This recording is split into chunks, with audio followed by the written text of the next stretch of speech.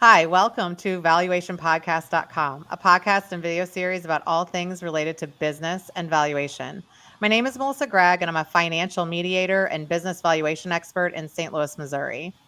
Today, we're discussing the startup ecosystem and community in India with Zeal Karwa, who is located in Mumbai, India. She's a certified valuation analyst and a chartered accountant who founded her own fintech company, Venture Buddy. This platform actually serves as a catalyst for automated startup valuations. And we are so excited to have you, Zeal. Welcome. Thank you so much for having Well, me here. yeah, this is great. So when we first talked, you had a lot of good information regarding valuations and kind of comparing them, or maybe even educating us a little bit on what is happening in India in the startup community, because these would be connected to like 409A valuations or different types of valuations that could be involved at the beginning stages of a company. So, if we're going to kind of understand what's going on in India, we might have to first start with like, how is the startups happening? Like, do you guys have pockets of areas that are really into, fintech, or is it all spread out? I'll start with the current state of the Indian startup ecosystem. Okay, so India's startup ecosystem is growing rapidly. I mean, it is growing, so fast. If I tell you the number, in India, you have to register the startup with the government of India. In 2016, it was like 450 startups which were registered with India, and currently it's 99,000 startups which are registered. So you can see in just short span of time, the startups are increasing. New startups are coming every day, and India has become, third largest startup ecosystem after US and China. So it is pretty, active. India is having a kind of active startup ecosystem here. So yes, startup ecosystem is growing rapidly here. But if I talk about this global recession thing, so you see, Indian startups are largely, funded by, VCs and, private equity investors. And these VCs are just not based out of India; they are based out of global. I mean, they are from US, they are from Europe, everywhere. So, but this global slowdown has, given a thing like funding winter thing is coming up due to this global recession. So I think the fundings in the startup ecosystem is squeezed, valuations are going down, but I think this is all temporary and market driven thing. But we are actually very bullish on the Indian startup ecosystem, and we are expecting the growth in the Indian startup ecosystem. Just it was there in 2022 and 2021, where we have 100 plus unicorns, and the funding was very good. Now, investor perspective, I say that now, see, when earlier, investors were looking out, revenue growth, user metrics growth, right? How many users you have, how much your revenue you have. Now the investor perspective changed to this cash flow. Do you have positive cash flow? Do you have EBITDA? So this is the change we have seen, and due to which fundings are becoming little tight. But this is all I feel temporary. And what do you think of the US this slowdown thing? Well, I think it's really interesting because what you're saying is that basically VCs and everybody is looking at startups like a normal business person would look Correct. at it, which is not what is your burn rate, but what is your cash flow. And Yes.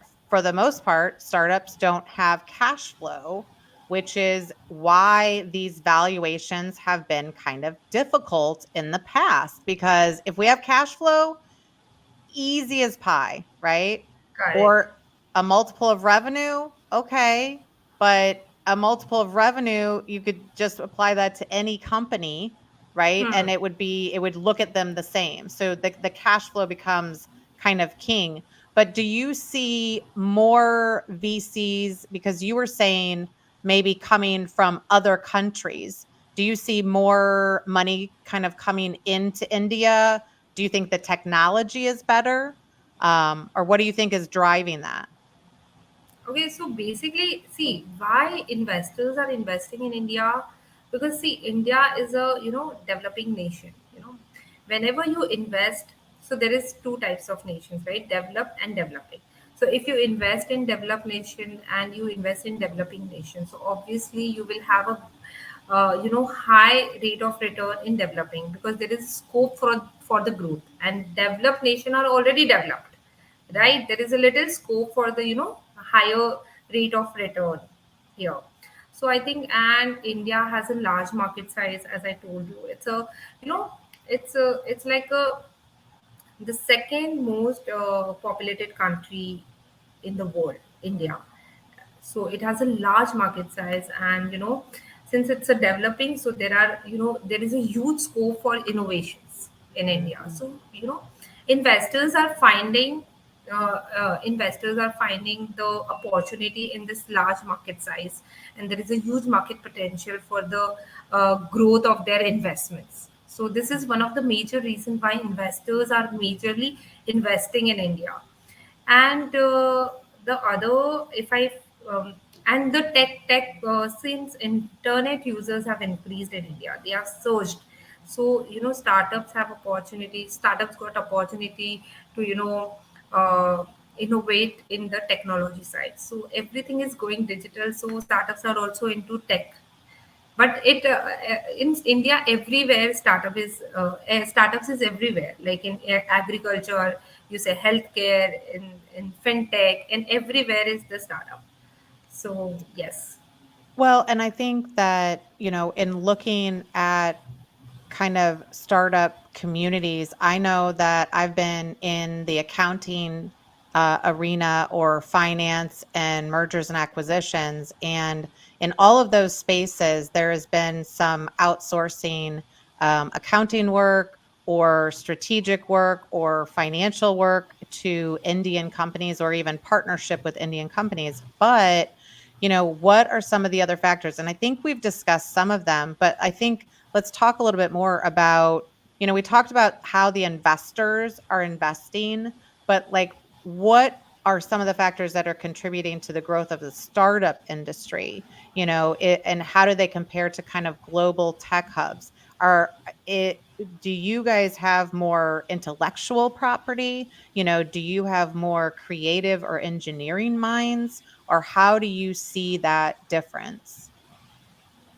So basically, key contributed. So growth of startup is just not about uh, just the market size, but yes, we have the strong tech pool. Okay, so we have a highly qualified and skilled manpower here.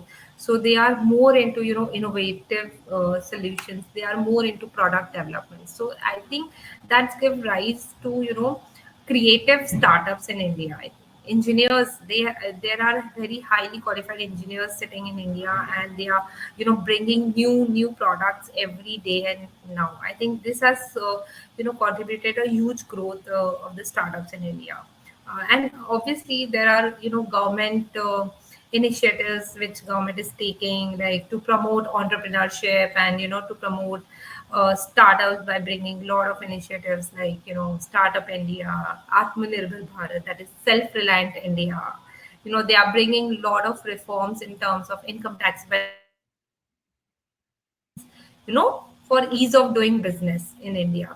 And so the government is creating a lot of favorable environment for startups as well as for investors, so that investor can also invest in India easily. Mhm. Whether it's an Indian investor or a foreigner, he can also invest in India without a lot of doing compliances and filing forms and everything. So yes, government support is always there. Then, as I told you, that the market size is huge, Mhm. and so there is a huge potential for the growth of the startup and the things.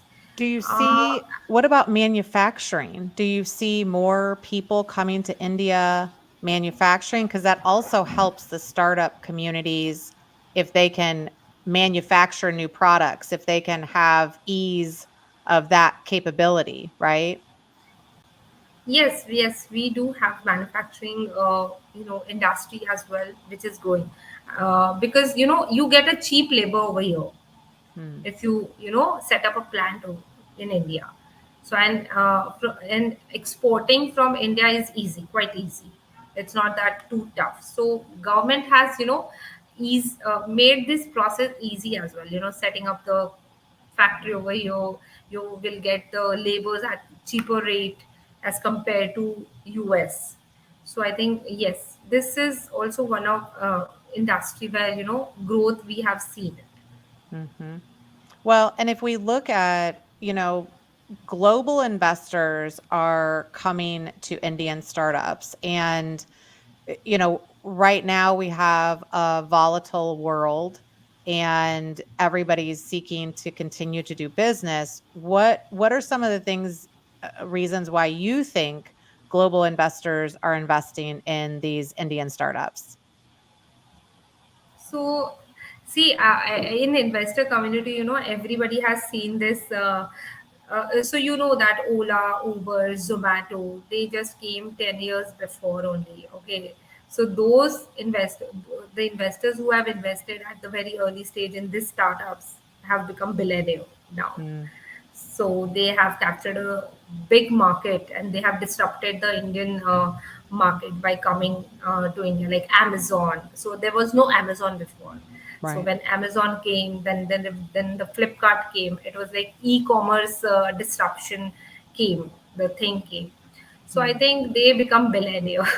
So now every investor is finding opportunity in India to invest and to be into the success party of these startups. So this is one of the reason why investors are investing.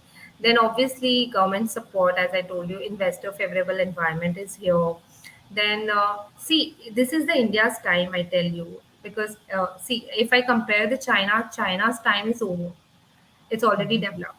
Now this is the India's time. It started 10 years back and it will be there for 20 more years because in India there are so many challenges which is untapped.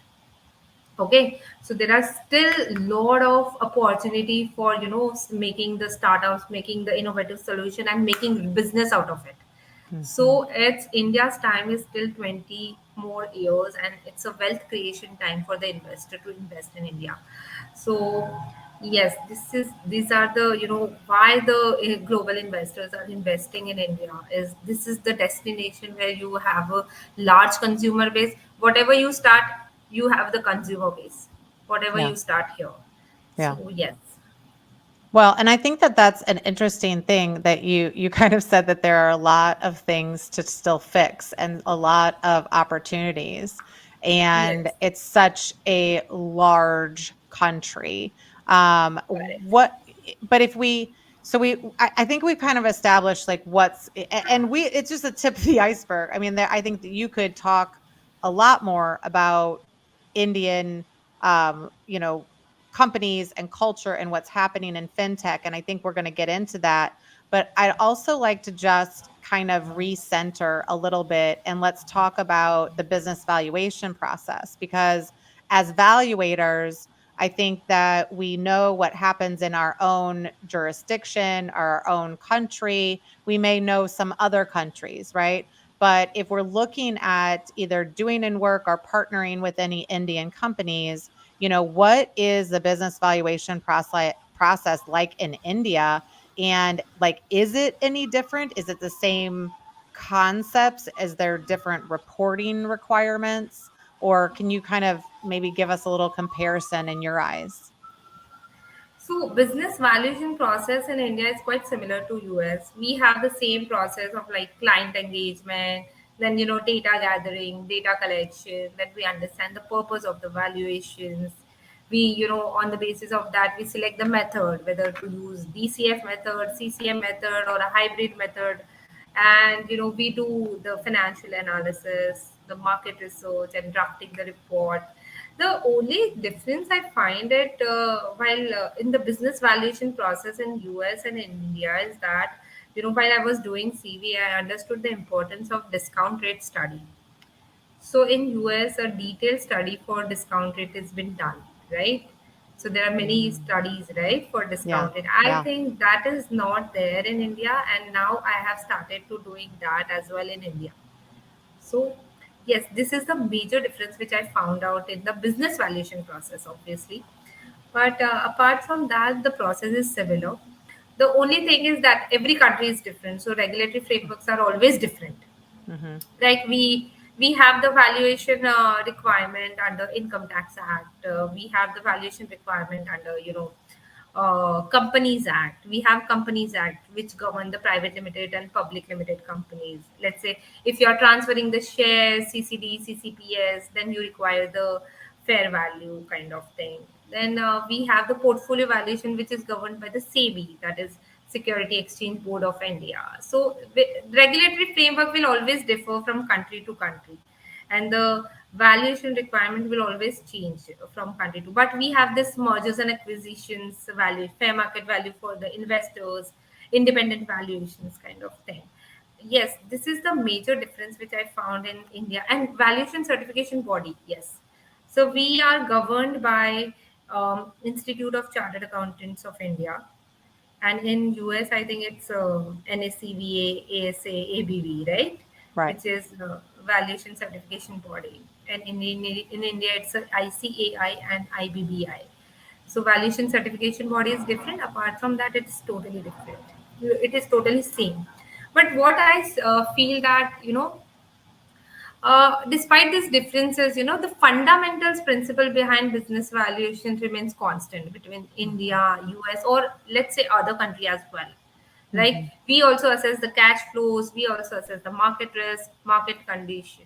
So I think every valuation professional, will try to achieve the actual worth of the business, by applying these accepted methods, I think. So Mm-hmm. this is the thing which I feel for the valuation profession.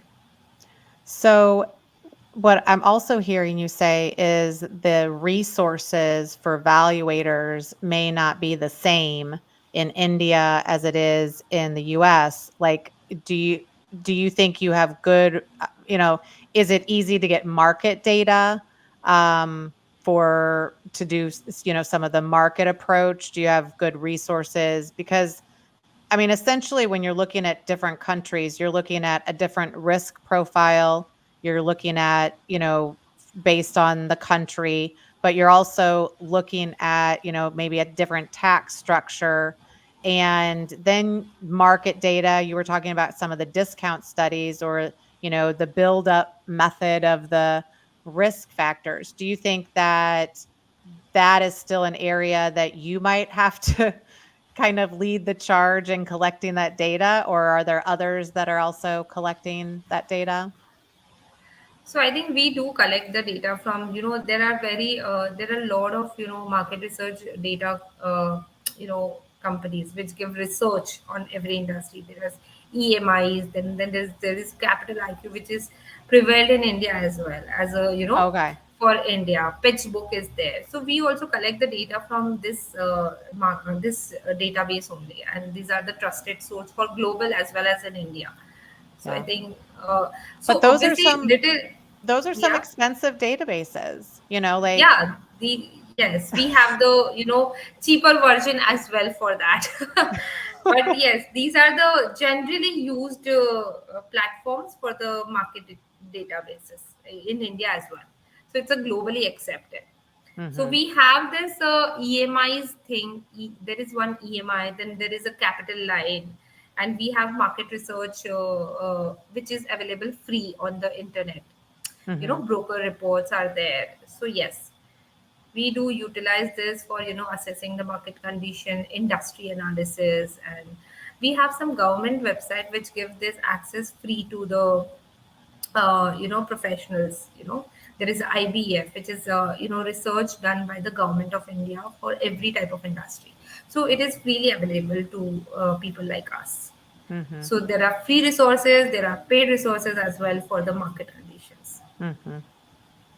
So, what are some of the things, like, so if I'm coming to invest in India or build, a manufacturing site or do any of those, you know, you're governed by the same organization that I work for, like that NACFA is involved in. So we have the same credential, right? So in essence, we're doing very similar work, same process, same methodology, but you may have a better understanding of India, commerce, economy, and all of that. And I may have a better understanding of the US. But is there another benefit, or is there other benefits of getting that valuation actually done in India as opposed to the US?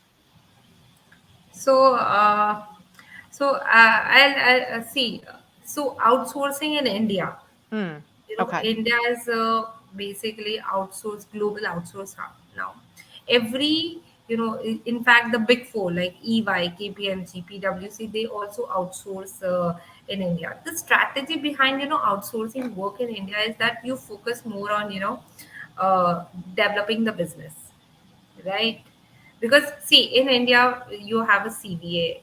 We are also highly qualified, and skilled manpower, having expertise in the valuations, and we are also chartered accountants, and the accounting principle, valuation principle, I think it works consistent around the globe, I think. I Hmm. feel.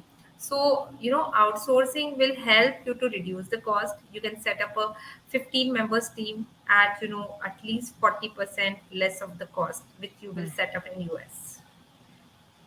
So I Okay. think cost benefit is a huge, biggest reason why US and other countries outsource. There are, I'll tell you. So I was also working in one of the BPO. BPO, it's like KPO thing, outsource firm. So I was working in the hedge funds, right? So Hmm. they have the business in US and they have the back office in India. So outsourcing work is just not in the finance, but it is also in IT and other sectors as well. So they outsource just because of the price. Obviously, they are getting the qualified, skilled manpower. In India also you have the engineers. In India also you have chartered accountants, CPAs are also there, and now the CVAs are also there, ASAs also there. So you will get the cost at least 30% you can save by outsourcing in India. It's a minimum I'm saying, but yes, the cost benefit is the major reason why the people of US are outsourcing in India. And it's a very good opportunity that you can develop a big team over here, and you can just do the business development and bring the work, and outsource to India and countries like us. And I think India is the biggest.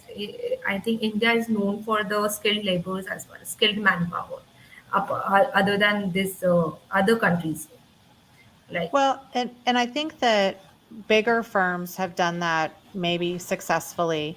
I think that a lot of valuators are either work for themselves, they may have, a handful of people working for them. And do you think that there are opportunities for those practitioners to connect, but wouldn't they be connecting with people like you? Or, how would they contract with a bigger firm? I think that get it we just don't know how to leverage that resource when we're just used to doing things on our own and, kind of going through it, right? Do you have any That is the talent suggestions? of. Yeah, so that is the management skills. You have to get the work done from others. That is the management skills you should have. That is the quality of leader. Yeah. How he making, bringing the business and, allocating, delegating all the work to their colleagues for, and, trusting on the work of others. It's the Yeah. quality skills which I would say. But yes, uh, uh, man, outsourcing is the great way. So what how it starts But basically, but you like you start giving one assignment, and then you, if you like it, you get into. So it starts with one step actually. Well, I think that a lot of people hesitate to share their templates, to share, because they'd say, well, you know, I think you have a lot of people in the valuation community that are older generation and are probably going to retire as well and would still want to do some of this work, but they don't want to do all of the hard work, like the actual valuation. So I think there's an opportunity there. It's just how, you know, connecting with those people and making it work. And it's really just cost sharing at that point, or fee sharing, if somebody wants to continue to do the fun, you know, client work, but not input the data or do the research or write the reports, right? Just the calculation part you're talking about, they want to do. Well, or any of it. I think that the practitioner gets very nervous because they have a process and they have their report style, and they don't it's hard for them to share it with somebody else that's going to help them. I mean, like, I'm used to that, but I think that, you're talking to a population that wants the help, So, but they just don't know how to kind of engage in that process. Melissa, it all depends upon, the vision. Okay. So if you want to build a, 30, 50 people company, then you have to share, Mhm. obviously. Without, if you are doing everything, you cannot do everything. You cannot build a 50 uh, 50-person company or a big firm like KPMG. So how they are doing, they Yeah. obviously, they must be having this issue, right? How to share the data with, the subordinates and all. So signing a contract, or having a very good data protection, servers kind of thing, or installing a software where you can record, you cannot transfer the data kind of thing. So this data security system you can establish, Mhm. you can place, which will help you to, not, cannot, your data cannot go outside, Yeah. right? So they cannot be able to share it. So I Right. think data security and signing the, agreement with the employees will Well, and help, and I think that realistically, people have to start embracing that we work electronically, and if you're going to build a team, then does it matter if that team is in your neighborhood or if it's just the best team? And I don't think it does take, you have to rethink how you're operating. If you want to continue to just do it the old way, that's fine. correct. But working too hard and you're not kind of enjoying the benefit of bringing in the work and having it be continuously and consistently done, right? When you're sleeping, maybe even, Mm. which is a benefit. So correct. So I think I've seen that if I'm doing some calculation, it's little difficult that you to trust on the work of others. Mhm. So Mhm. there is this mentality, and some entrepreneurs are like delegate the work, and they are more, they are like reviewers. They have reviewers approach, and we have like working approach. Yeah, yeah. Well, and I think that people need to not be as protective of their work, their reports, their analyses. I mean, the reality is, a lot of it looks similar.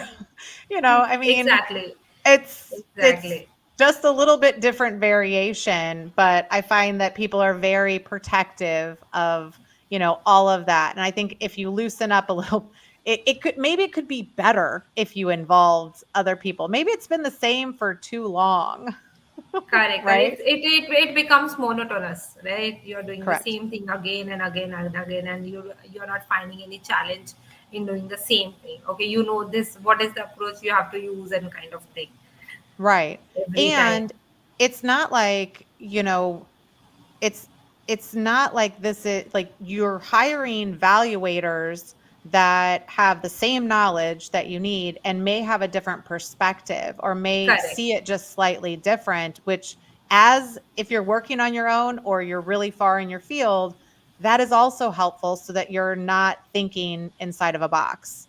I Correct. completely agree. Now, as we look forward, though, right? So, I mean, we're talking about some things that are changing.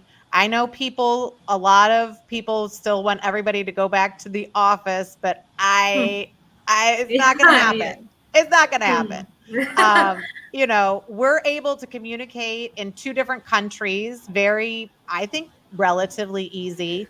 But where do you see, and I think you and I would be more open to kind of this global working together to accomplish these tasks because quite frankly, if we don't do it, AI is going to come in and just do these anyway. So where do you see business valuation moving or changing and expanding, and how is that internationally influenced? Like, where do you see the future? I think, when COVID happened, the world become very small place, right? Yeah. Everybody got a confidence that you can sit here and can work anywhere, or you can do the business anywhere in the world.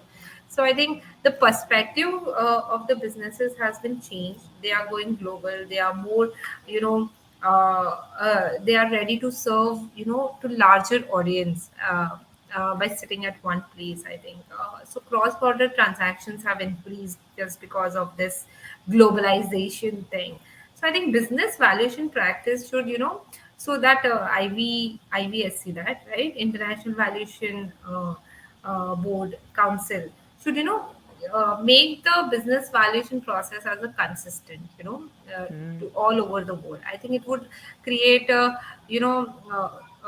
it would be easy to compare the business valuation report of US, and it would be easy to compare the business valuation report of India. I think some standardization should be, placed in business valuation practice, which I feel, since IFRS, so same it is like the IFRS thing, right?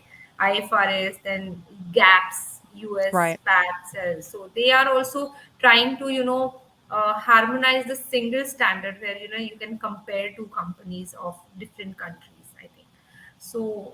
This is what I feel for business Well, valuation.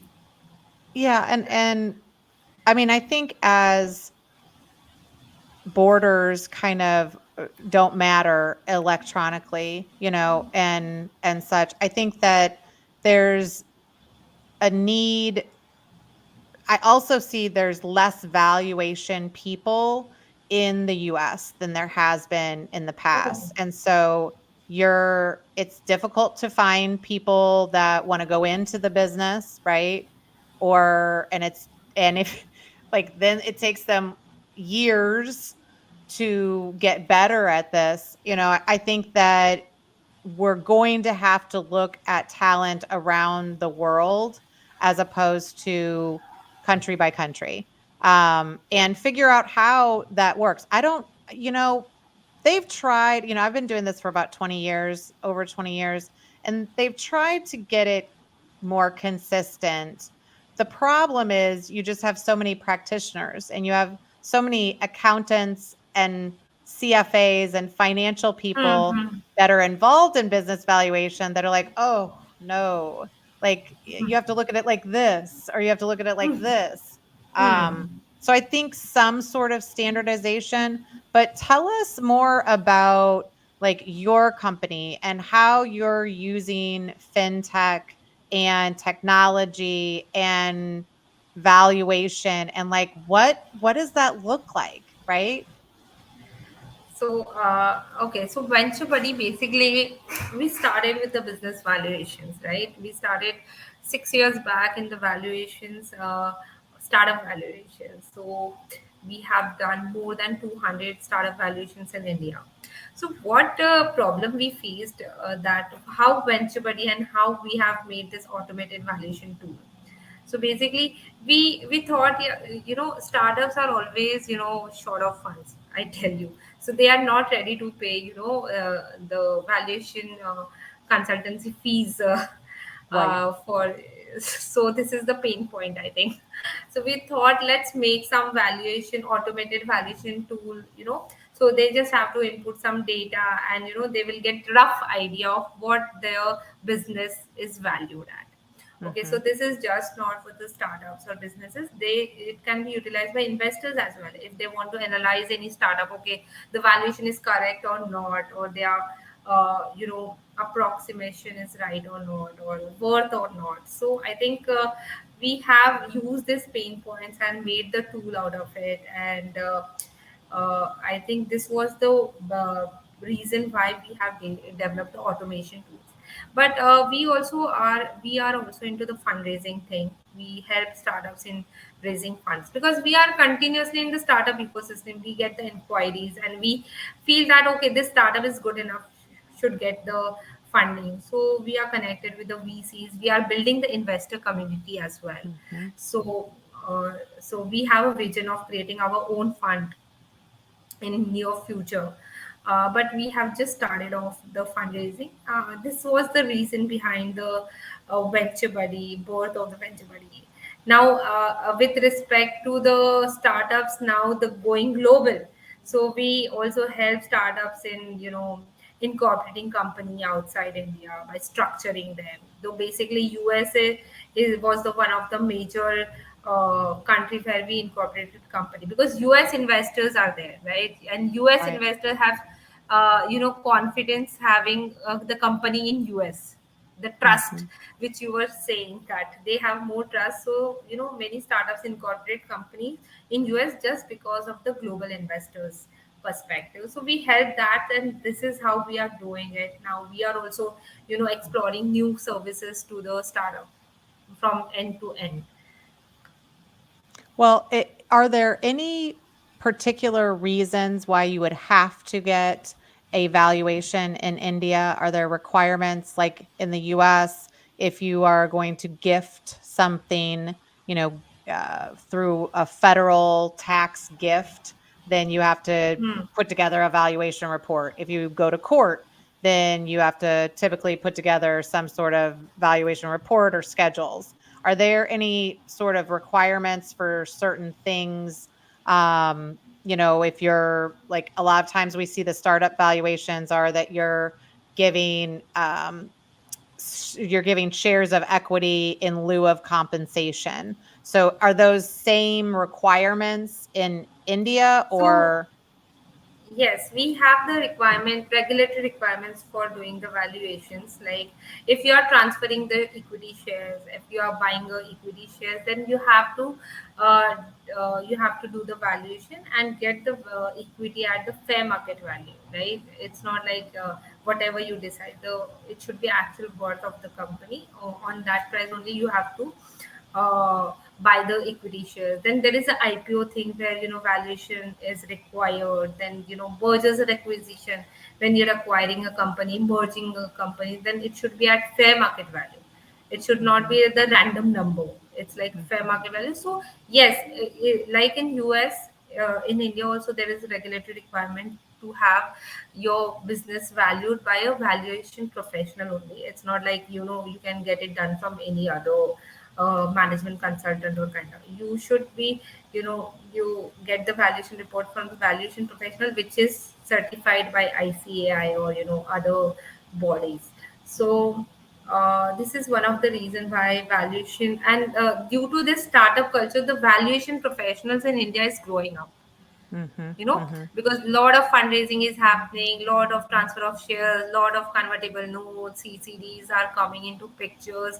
So that's why this valuation profession is growing at a very good rate in India. So mhm. Yeah, yes. and I think, some of it's just a mindset change that we have to understand that there's such abundance in the valuation, arena that even partnering, because I think that, I think you and I will even kind of try to figure out how to work together because just in general as companies, I have companies that have manufacturing all over the world, Hmm. anytime they might need something in India, instead of being like, "Oh, well, I don't know, do you need a valuation in the US or in India?" You would have a connection to just say, "Hey, Hmm. here's the situation. like, let's look at it from both perspectives and then maybe work together to create that work. Because in the reality, like, we're here to help the clients invest and do successful businesses, not to fight about who's going to do the work. Correct, It's correct, correct. more so Exactly. like, hey, if you can, and you have to think like that, if you can connect your client with somebody that is very knowledgeable in another country that can also speak the language of valuation, right? That is really powerful information Correct, that you can't all of a sudden, like, one day somebody says, "Do you know anybody in India?" That's not the time for you to start making correct, connections, correct, correct, right? correct. Exactly. So, we've kind of listed some ways that they could reach out to you. You're obviously doing a lot of work to create valuation opportunities in India. You are a CVA, so we know that you have the credential and the background.